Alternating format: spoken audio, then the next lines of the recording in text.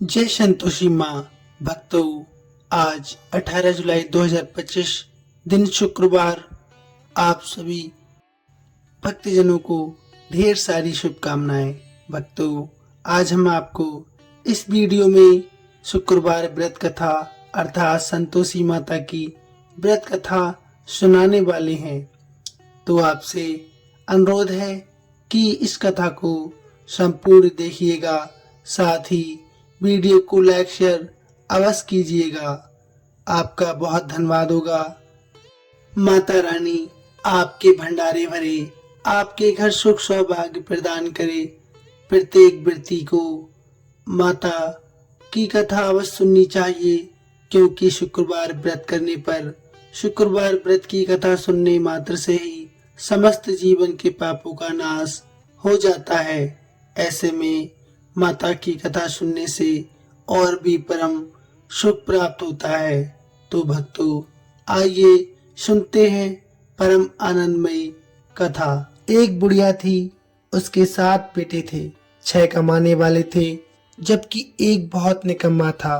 बुढ़िया 6 बेटों को रसोई बनाती, भोजन करवाती और जो कुछ ऊँटा बचता वह 7वें को दे देती। एक दिन वह अपनी पत्नी से बोला, देखो मेरी माताजी मुझ पर कितना प्रेम करती हैं। उस पर उसकी पत्नी बोली, क्यों नहीं करती, सबका झूठा बचा आपको जो खिलाती हैं। वह बोला, ऐसा नहीं हो सकता, मैं जब तक आंखों से ना देख लूं मान नहीं सकता। बहू हंसकर बोली, जब आप देख लोगे तब तो मानोगे ना। कुछ दिन बाद एक त्योहार आया। घर में 7 प्रकार के भोजन, चूरमे के लड्डू बने। वह जांचने को सिर दुखाने के बहाने पतला वस्त्र सिर पर रखकर रसोई घर में सो गया। वह कपड़े में से सब देखता रहा। 6 भाई भोजन करने आए। उसने देखा माँ ने उनके लिए सुंदर आसन बिछाकर नाना प्रकार की रसोई परोसी और आग्रह करके उन्हें जमाया। वह देखता रहा। 6 भाई भोजन करके चले गए। उनकी झूठी थालियों में से लड्डुओं के टुकड़े उठाकर एक लड्डू बनाया। जूठन साफ कर बुढ़िया माँ ने उसे पुकारा, बेटा तुम्हारे सभी भाई भोजन करके चले गए हैं, अब तू ही बाकी है, उठ आ भोजन खा ले। वह कहने लगा, माँ मुझे भोजन नहीं करना, मैं अब परदेश जा रहा हूँ। माँ ने कहा, कल जाता हो बेटा, आज ही चला जा। वह बोला, हाँ आज ही जा रहा हूँ। चलते समय उसे अपनी पत्नी की याद आई। वह गौशाला में उपले थाप रही थी।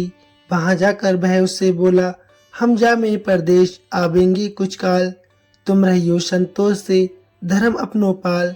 वह बोली, जाओ पिया आनंद से, हमरो सोच हटाए, राम भरोसे हम रहे ईश्वर तुम्हें सहाय। दे दो कोई निशानी आपन, देख धरू में धीर, सुध मत हमारी बिसरियो, रखियो मन गंभीर। फिर वह बोला, मेरे पास तो कुछ नहीं है, ये एक अंगूठी है, सो तुम ले लो और अपनी कुछ निशानी मुझे दे दो। वह बोली, मेरे पास क्या है, ये गोबर भरा हाथ है। ये कहकर उसने उसकी पीठ में गोबर के हाथ की थाप मार दी। वह चल दिया। चलते चलते दूर प्रदेश पहुंचा। वहां जाकर एक साहूकार की दुकान पर उसे नौकरी रखने के लिए वह अर्जी करने लगा। साहूकार को भी जरूरत थी। वह बोला, रह जा। लड़के ने पूछा, तनख्वाह क्या दोगे? साहूकार ने कहा, काम देख कर दाम मिलेंगे। साहूकार की नौकरी मिली। वह सुबह 7 बजे से 10 बजे तक नौकरी बजाने लगा। कुछ दिनों में दुकान का सारा लेन देन, हिसाब किताब, ग्राहकों को माल बेचना, सारा काम करने लगा। साहूकार के 7-8 नौकर थे। वे सब चक्कर खाने लगे, ये तो बहुत होशियार बन गया है। सेठ ने भी उसका काम देखा और 3 महीने में ही उसे आधे मुनाफे का हिस्सेदार बना लिया।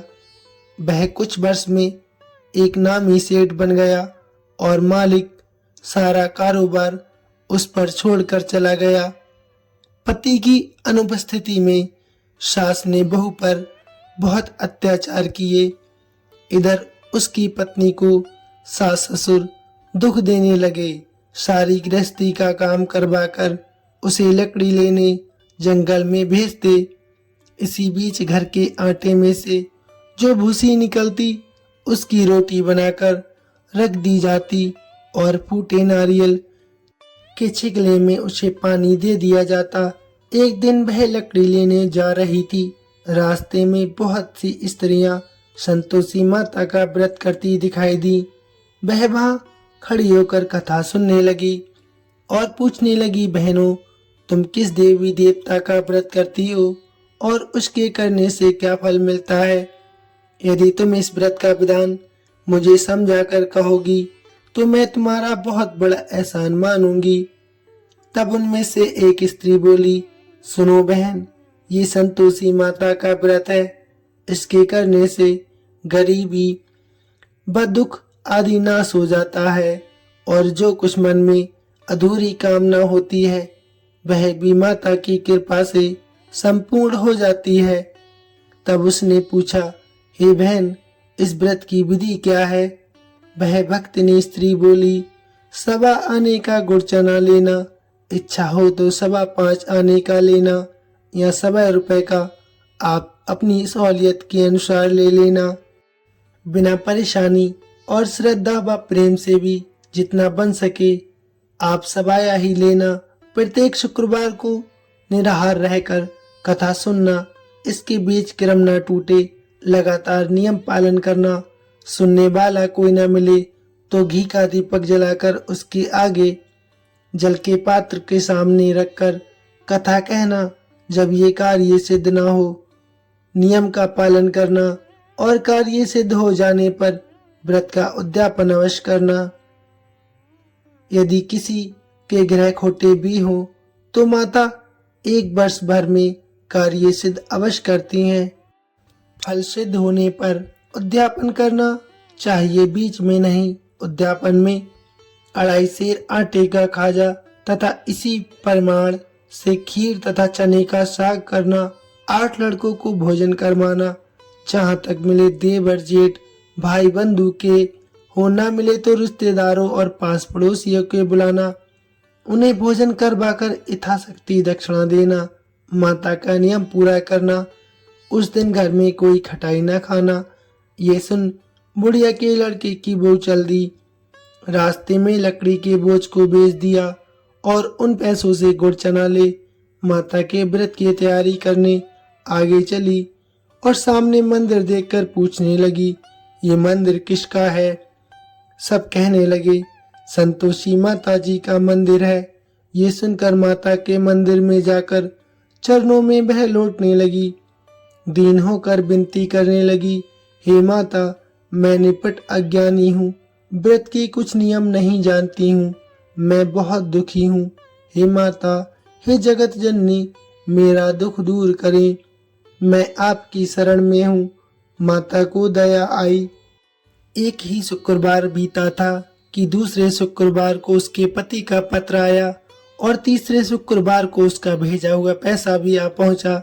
ये देख जेठ जेठानी मुंह सिकोड़ने लगे, लड़के ताने देने लगे, काकी के पास पत्र आने लगे, रुपया आने लगा, अब तो काकी की खातिर बढ़ेगी। बेचारी सरलता से कहती, भैया कागज आए या रुपया आए, हम सब के लिए अच्छा है। ऐसा कहकर आंखों में आंसू भरकर संतोषी माता के मंदिर में जाकर रोने लगी और कहने लगी, हे माता, हे मातेश्वरी, मैंने आपसे पैसा रुपया थोड़ी मांगा था, मुझे पैसे से क्या काम है, मुझे तो अपने स्वाग से काम है, मैं तो अपने स्वामी के दर्शन मांगती हूँ। तब माता ने प्रसन्न होकर कहा, जा बेटी, तेरा स्वामी जल्दी आएगा। ये सुनकर खुशी से बावली होकर वह घर में जाकर काम करने लगी। अब संतोषी माँ विचार करने लगी, इस भोली पुत्री को मैंने कह तो दिया है कि तेरा पति जल्दी आएगा, लेकिन कैसे वह तो इसे स्वप्न में भी याद नहीं करता। उसे याद दिलाने को मुझे ही जाना पड़ेगा। इस तरह माताजी उस बुढ़िया के बेटे के पास जा स्वप्न में प्रकट हो कहने लगी, साहूकार के बेटे सो रहा है या जागता है? वह कहने लगा, माता सोता भी नहीं हूँ, जागता भी नहीं हूँ, कहो क्या आज्ञा है। तब माता जी कहने लगी, तेरे घर बार कुछ है या नहीं। वह बोला, मेरे पास सब कुछ है, माँ बाप बहू, क्या कमी है। माँ बोली, भोले पुत्र, तेरी बहू घोर कष्ट उठा रही है, तेरे माँ बाप उसे परेशानी दे रहे हैं, वह तेरे लिए तरस रही है, तू उसकी सुध ले।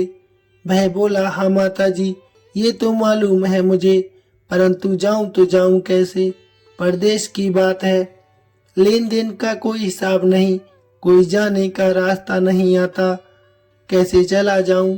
माँ कहने लगी, मेरी बात मान, सवेरे नहा धोकर संतोषी माता का नाम ले, घी का दीपक जला, दंडवत कर दुकान पर जा बैठना, देखते ही देखते तेरा सारा माल बिक जाएगा, सांझ होते होते धन का भारी ढेर लग जाएगा।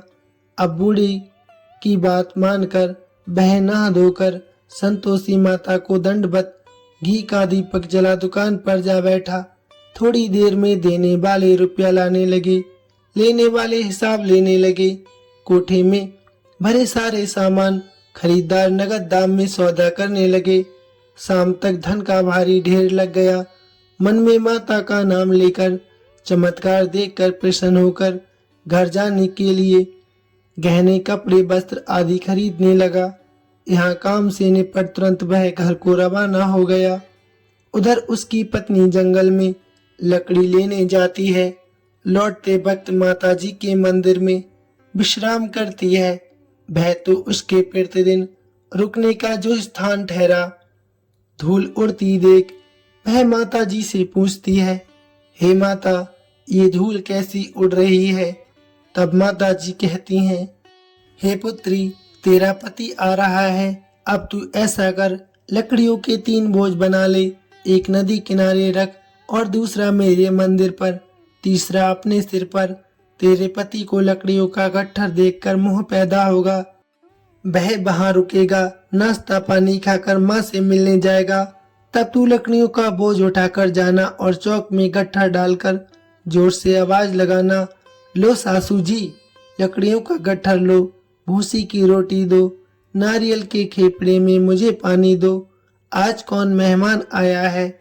माता जी से बहुत अच्छा कहकर वह प्रसन्न मन से लकड़ियों के 3 गट्ठर बनाती है, एक नदी किनारे पर और एक माता जी के मंदिर पर रखकर, और बाकी अपने सिर पर रखकर खुशी से घर की तरफ चलने लगती है। इसी बीच इतने में एक मुसाफिर आ पहुंचा। सूखी लकड़ी देखकर उसकी इच्छा उत्पन्न हुई कि वह यहीं पर विश्राम करे और भोजन बना खाकर पीकर गांव जाए। इसी तरह रुककर भोजन बना विश्राम करके गांव को चला गया। सबसे प्रेम से मिला। उसी समय सिर पर लकड़ी का गट्ठर लिए वह उतावली सी आती है। लकड़ियों का भारी बोझ आंगन में डालकर जोर से 3 आवाज देती है, लो सासू जी, लकड़ियों का गट्ठर लो, भूसी की रोटी दो, आज मेहमान कौन आया है। ये सुनकर उसकी सास बाहर आकर अपने बहू को दिए हुए कष्टों को भुलाने हेतु कहती हैं, बहू ऐसा क्यों कहती है, तेरा मालिक ही तो आया है, आ बैठ, मीठा भात खा, भोजन कर, कपड़े गहने पहन।